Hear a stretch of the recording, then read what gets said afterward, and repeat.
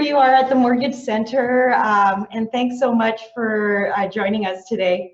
I've got our special host, and as many of you know, we don't have to do, or special guest, we don't actually have to do social distancing because we are married. Aren't I lucky?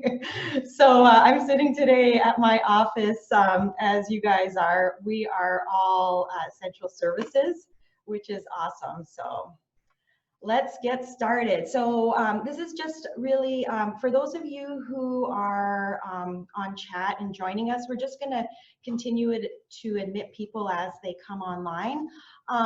We're gonna try to moderate the conversation. So after each slide, we'd like to try to answer any questions that you may have. So please use the chat. I'm keeping my eye on it. And here we go. So we're in very unusual times. I hope you guys are staying healthy and safe. We are obviously open. We're not meeting customers, but we're doing a lot of things virtually through the phone, through Zoom. And it's really great because we've actually developed a way to meet customers virtually. And, you know, we had customers that just live a few blocks from our office and never actually came in. So we're just business as usual. And Chris is trying to shed some more light on us. So here we go. Thank you so much for joining us today. All right. So what we're going to cover today is, I'm just going to do a quick recap of when appraisals are required, because I think there's some misconceptions on when they are required. Typically the normal appraisal process. So once you guys send me a copy of the accepted offer and the listing, once your clients have put an offer on a property, I'm going to just talk to you a little bit about behind the scenes of what the appraisal process is, and talk to you a little bit about how that's changed. And then I'm actually going to turn things over to Chris. And Chris, you guys know probably from the past, he was in the mortgage business for almost how many years? Almost 20 years. 20 years. And so he started a company about 5 years ago, and that deals specifically with appraisals. And it's not an appraisal management company, and he's going to talk a little bit about that. And then just preparing your clients for what's to come with appraisals. And we've already we've ordered many appraisals in the last month. So we want to help you to prepare your clients. So just a recap, for those of you guys who don't know who we are, we love working with realtors, and we have sponsored and contributed to GDAR. I think when I was talking to Jessica a little while ago, she said you guys have contributed almost 26,000 to some of the stuff that GDAR has done. So the other thing I wanted to reaffirm with you guys is we have completed almost 10,000 mortgages, and we're ranked one of the top 1%. I'm pretty proud of that. I don't usually like to brag, and the reason why I bring that up is now more than ever, you as a realtor, you want to work with someone who knows what they're doing. And I mean, for you guys who as clients prefer to work with banks, I just wanted to remind you that we work with TD and Scotia. We work with Meridian Credit Union. We work with most financial institutions. So if you have a client that says, hey, I need to do my mortgage at Scotia, or my mortgage is with Scotia, or my mortgage is with TD and I prefer to deal with them, we can access that. And what better way to give your clients options and choice? Because especially now, if there is any glimmer of them going on unemployment insurance, that may change the bank's perspective on giving them a mortgage loan. So at least if they come to someone like us, we can say, okay, well, we can't get that mortgage approved at TD, but we have an alternative. And it's not going to scare the client off from actually buying that property and moving forward. You can always email me your questions if something comes up after today's presentation and you're not going to ask the question through chat. Just send me a quick email. So let's keep going. So I've used this slide before. I love using humor, the face you make when waiting for an appraisal, and I just love that. And can you send that to me? Yeah. Does it look like the baby's either gonna poo or scared or something? And you don't have to be scared when an appraisal is required. So I just wanted to kind of revisit when an appraisal is required. Normally, an appraisal is required when the client is buying a property and they have 20% down or more. They are rarely required on a high ratio purchase. But I think what we've found is that on some high ratio purchases, especially now, if the house isn't a cookie cutter house, there is an appraisal that's required. And in cases where the mortgage is insured, sometimes the default insurance provider will actually pick up that cost and order that appraisal. Yeah. Right? Yeah. So but it takes longer than it normally would, because you're used to getting an instant response, right? Yeah. From the insurer. Now they need 3 to 10 days to get an appraisal done because of the way the market is. Yeah, no kidding. So, you know, it's funny because when people come to our office, we already know whether or not there's going to be an appraisal, because we know how much money they have down. And if they're buying and selling, don't make the assumption that they're going to have 20% down. We have helped people buy houses, their second or third house, with less than 20% down for whatever reason.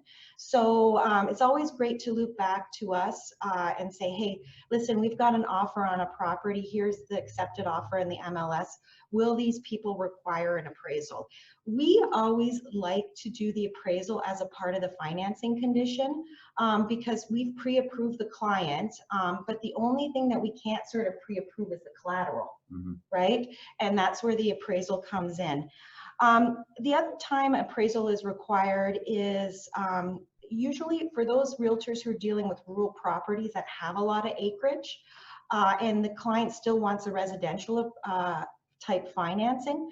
Most residential lenders will only lend based on the house plus 10 acres. So I find in most cases when there's a rural property with more than 10 acres, an appraisal is required. Mm-hmm. And then for those of you who do commercial loans, you know, no matter how much money they have for a down payment, an appraisal is always required. And the cost for the appraisal these days is somewhere between $400 and $500, and that's a cost that's incurred by the borrower.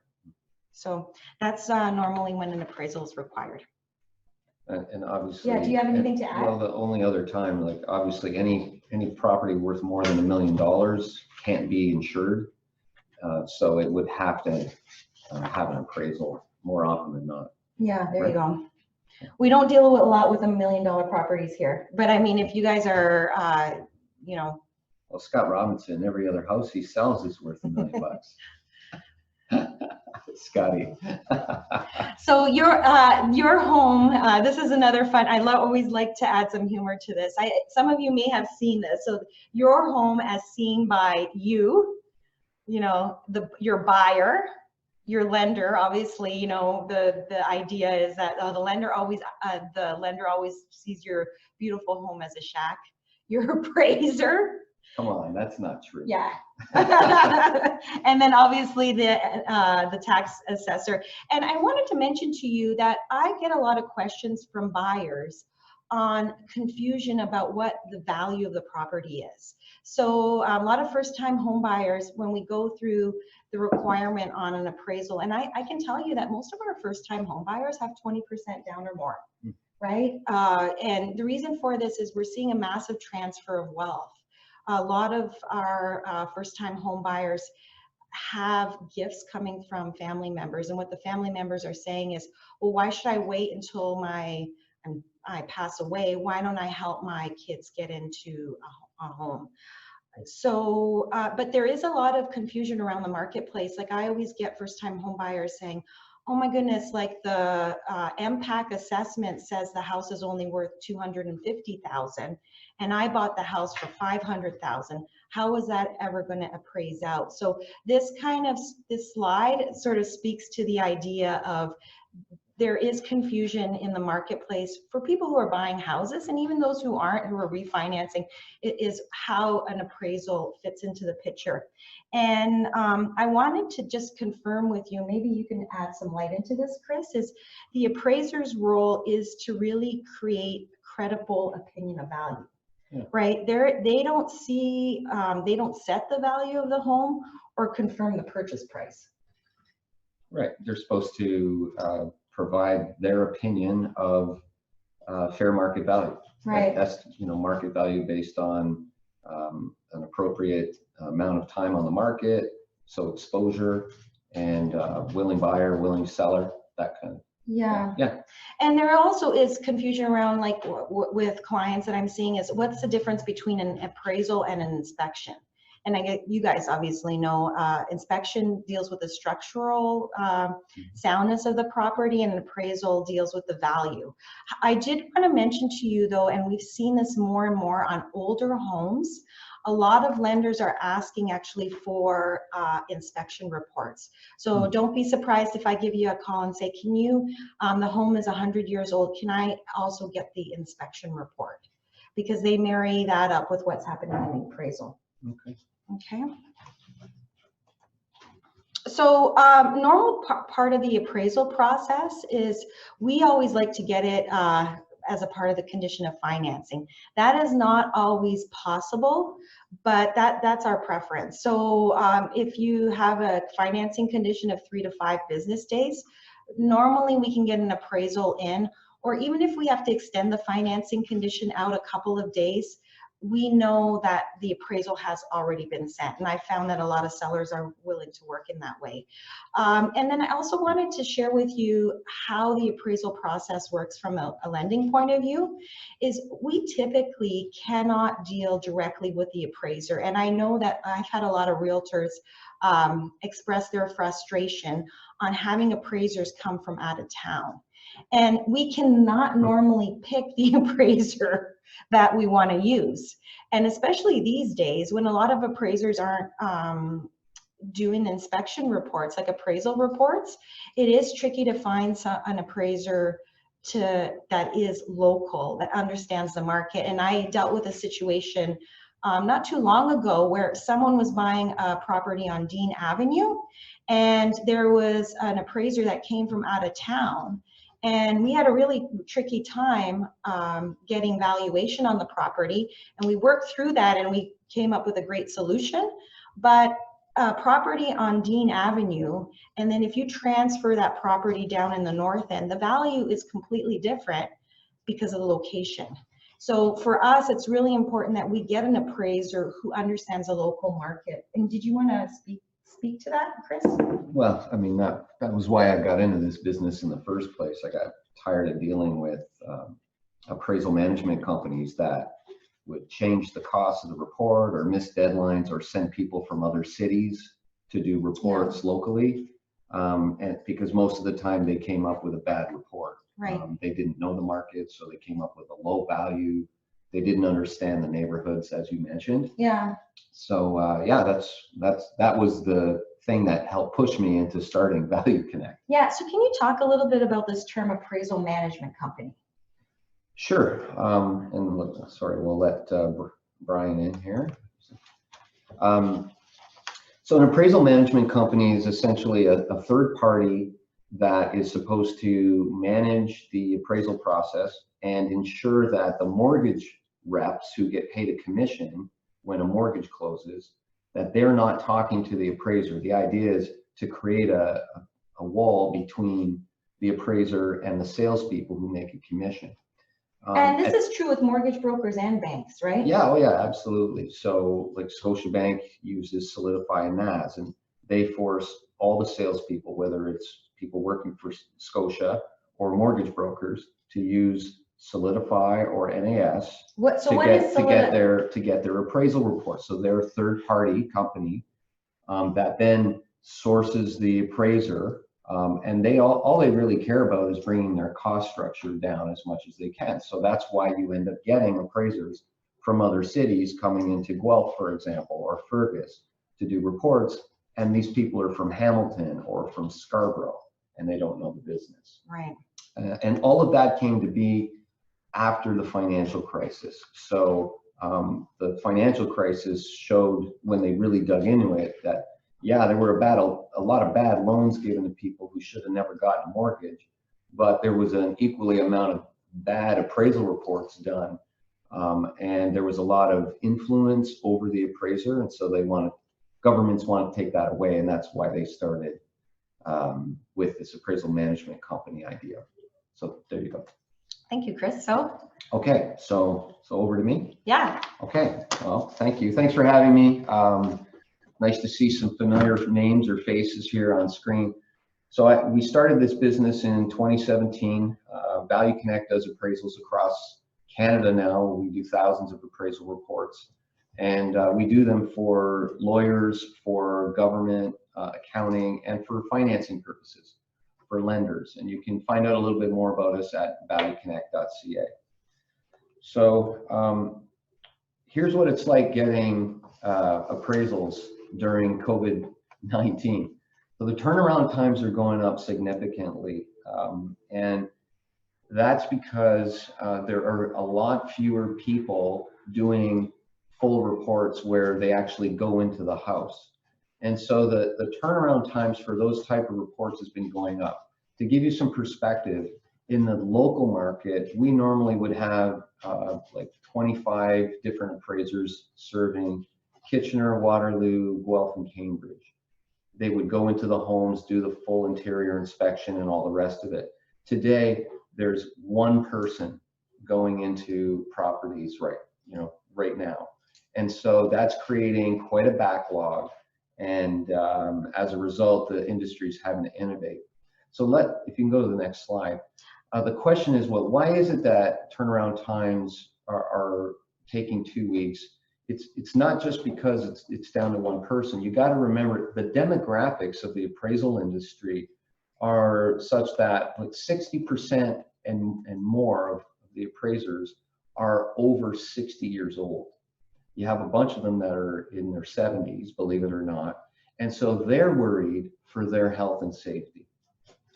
And then on top of that, you've got people who are over 60 who are afraid for their health and safety, who don't want strangers coming into their homes and potentially spreading COVID-19. And so if you look at the picture on the slide, that's what the typical appraisers, that's what they look like. You know, gray hair, they've been doing it for 30 years, and they are not interested in going into properties anymore. And so the kicker with all this is also around the way that appraisers have been writing reports for the last 30 years. They've been using notepads, pens, pencils, and digital cameras for 30 years to write reports. And so they're used to going into homes and scribbling notes as they walk through properties and taking measurements and taking digital pictures. And then when they get back to their office, they feed or data input all of that information into the appraisal report or the software that they use to write the reports. So essentially they're using really old technology by and large. And so the industry, if you go to the next slide, please, the industry is having to innovate. And innovation is really helping tackle the turnaround time issue. So Chris, I've got a question for you that might seem obvious. So you talk a little bit about like 25 appraisers would be available in this area. Value Connect doesn't actually do the appraisals. And I think maybe what we missed is what is obvious to you and I, like what is Value Connect's role in this? So we're essentially a platform that helps automate compliance or quality control for lenders. And without getting into all the detail around that, one of the things that we do is we act as a two-sided marketplace. So we team up appraisers across the country to do jobs for mortgage sales forces and mortgage brokers like yourself. Yeah, okay. Yeah. So what what the industry's been doing to innovate is to find ways to do the inspection of the interior of the house without having to go in. So for example, Value Connect created the modified full inspection report. There are other appraisers who are also helping tackle the problem by trying to find innovative ways to see inside the house. So what a modified full inspection report is it's essentially a full report, like a regular report, but the appraiser is having either a phone conversation or an online chat with the homeowner or the listing agent. So they're talking about the property in detail. They're getting maybe a video chat so they can see the interior of the property, and they're having pictures sent to them by the homeowner or the listing agent that they can then use in the report. So they're asking questions like, you know, what's been done to the house, or tell me about the floor. Is it hardwood? Is it rug? Like, what kind of rug? How old is it? Does it have any stains? So if I was a listing agent, what should I be doing? You should be prepared for that phone call and be happy to spend 30 to 60 minutes with the appraiser, because this is going to help your deal get done. Yeah. So just be prepared for this. If you haven't experienced this yet, it's coming. So we've done hundreds of these reports, and we just launched this 2 weeks ago to help quell demand and to lower the turnaround time. So turnaround times for this type of report are 3 to 5 days. Okay. For a full inspection where somebody goes into the house, it's 2 to 3 weeks. Wow. Why is that? Why? Well, it's, like I said, there's only one person in the whole area going into homes these days. Right. And I think most people, at least the sellers, may not be open to having someone come in their house, right? Right. So anyway, prepare your homeowner that you may need to do this. So appraisers are using new technology. They're using their phone to do chat. They're using shared video conferencing and taking screenshots of the interior of the house. So this is something that appraisers are having to do. They're adopting new technology.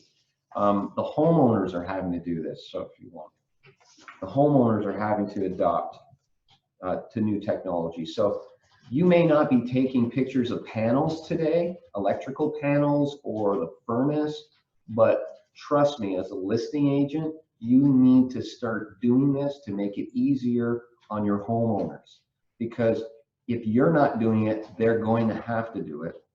In the case of a refinance, the homeowners are having to take all these pictures of every room of the house, of all the utilities like the panel, the furnace, the water softener, the water heater, everything. So as a listing agent, I probably want to be proactive and take all these pictures and put them in a file, right? That's right. So I'm actually going to talk a little bit about the technology that you're going to want to get used to.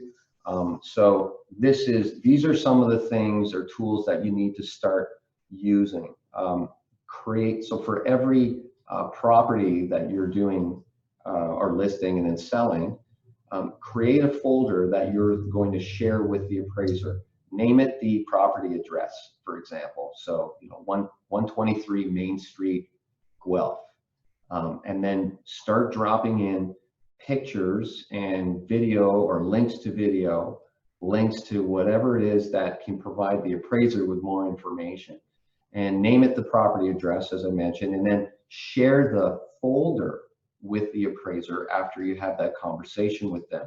Don't share every file individually, because that means they'll have to go in and open every file individually. If you share the folder, they'll be able to see all of the pictures right away and just drag and drop them into the report. Makes life a lot faster. Yeah. So if you're not familiar with Dropbox or Box or Google Drive and OneDrive, get used to it as fast as you can. If you're not used to using like FaceTime or Zoom like we're using today, or some of those other GoToMeeting, we use get used to that stuff. Yeah. Because you're going to need to either walk the appraiser through the house, or you're going to have to tape this stuff and then make it available to them. A lot of you do those home flight, like home tours. Yeah. That is a good, useful tool, as long as the appraiser gets to see a 360 of every room. Because what their spidey senses start to tingle a little bit when they're only seeing a room from an angle, a certain angle, and they don't see potentially, you know, the stain on the rug or the stain on the wall in the ceiling. So you want to make sure you're giving a 360 of every room. That way you're taking away all their fears, because if the appraiser has any fears that they're not getting all of the information, you can bet they're probably going to be a little more conservative with their value, or they'll be a lot more picky about the adjustments they make in the report. So be very, very upfront with them about everything. Show them everything that you can, 360 of every room, so you're not giving them false, anything to worry about, I guess is the point. Okay. Yes. So yeah, my last slide here is, you know what, this is going to be a little bit frustrating while everybody learns to calibrate to the new reality. So real estate professionals, mortgage brokers, mortgage specialists, appraisers, lawyers, lenders, everybody's is having to adjust and to adapt. So we recommend that you get in front of this by preparing your home buyers, by preparing your sellers, by you know, talking with your team, your extended team. So Sandra is probably a part of your extended team.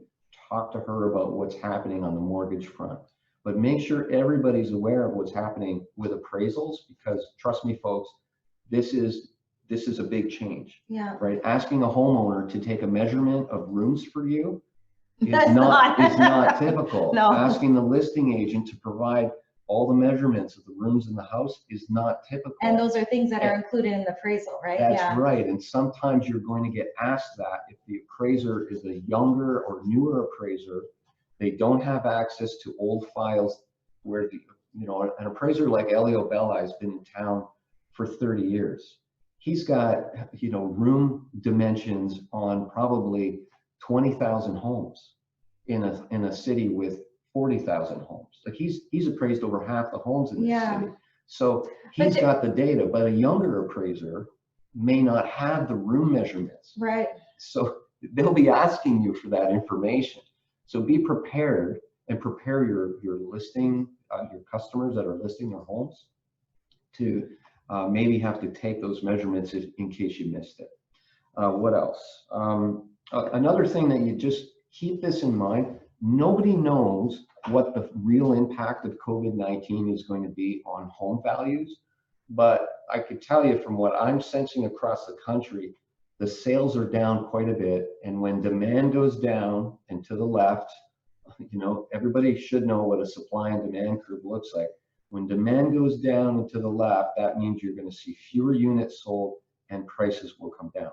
How much, we don't know, but just be prepared for this market right now is really flattened out. And you, as realtors, you all know the number of units or transactions is trending downwards. Yeah. So just be prepared for that. Prepare your customers for that. And like I said, these video calls, this is going to be hard on everybody for the first little bit, but frankly, this is the kind of thing that causes people to innovate, like they're forced to innovate. And I believe that this new way of appraising is going to, it's not going to go away. Yeah. There's going to be a new type of regular appraisal report that's done, and it's going to be done this way. Right. Maybe not all of them.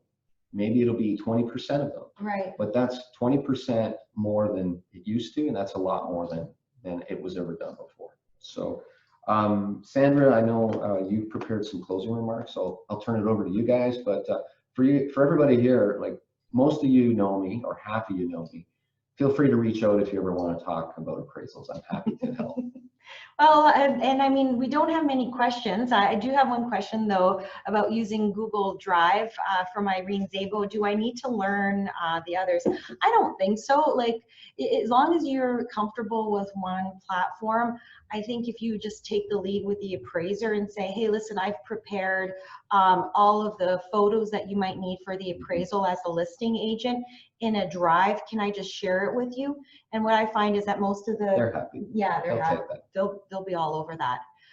For those of you who do have any specific questions about your clients, you can just go to my website at skipthebank.ca and book a 15-minute telephone appointment, or just shoot me an email. We love helping people, and our office is open, so if you have any questions, just contact us. And I think that wraps things up. Okay. This video will be available online. I'm gonna include it for GDAR, so for those people that weren't able to attend. But anyway, I'll see you guys later. Okay. See you guys.